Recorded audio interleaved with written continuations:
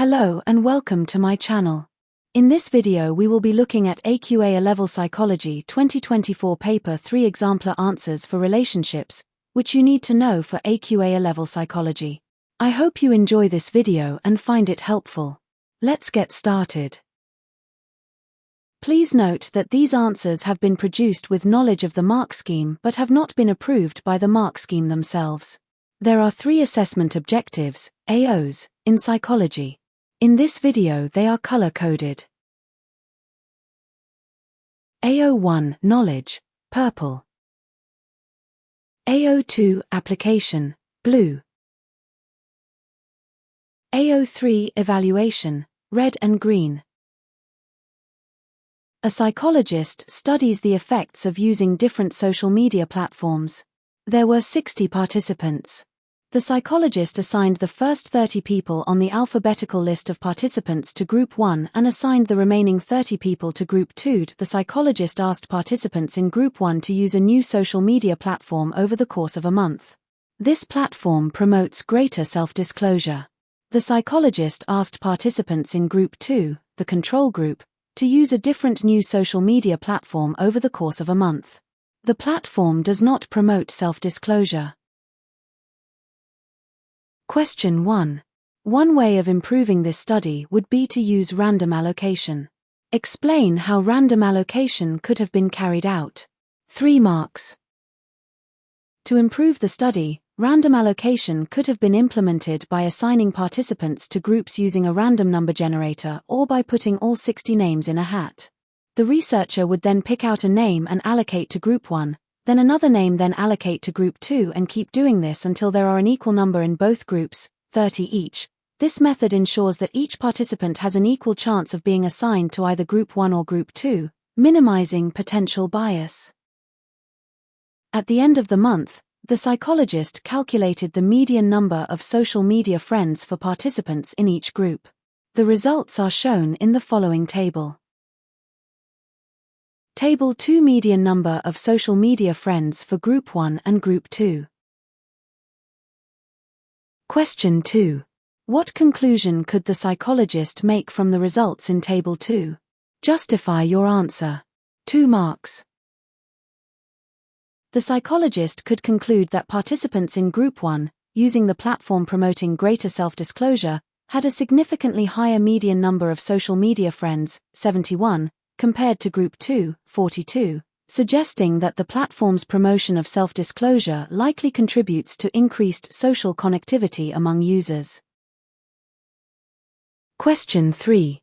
After conducting the study, the psychologist wrote up a psychological report.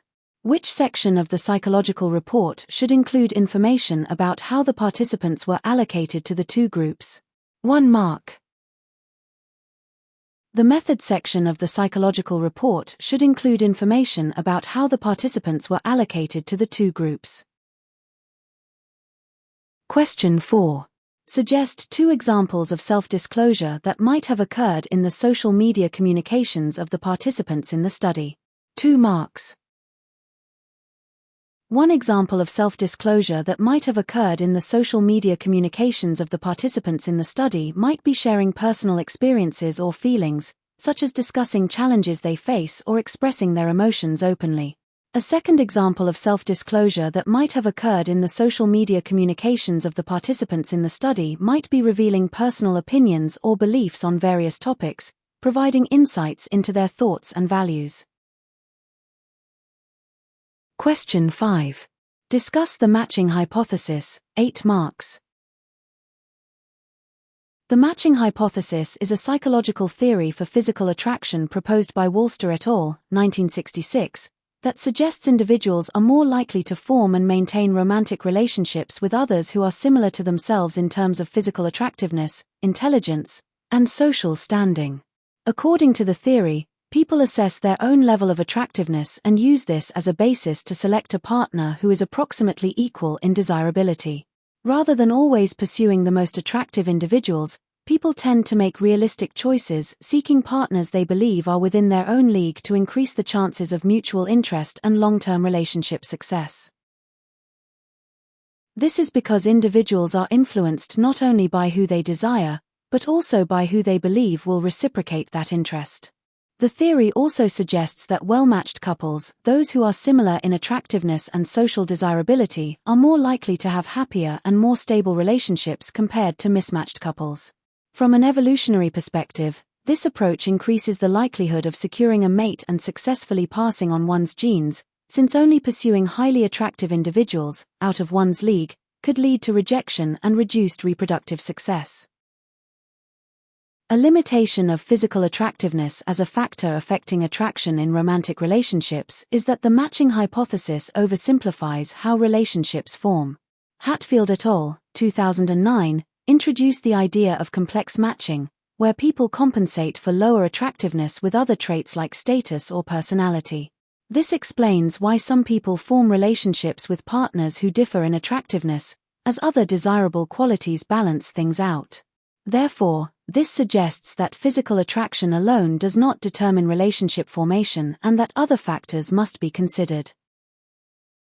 A limitation of physical attraction as a factor affecting attraction in romantic relationships is that the matching hypothesis that explains physical attraction may not reflect real-world behavior, especially in modern dating contexts.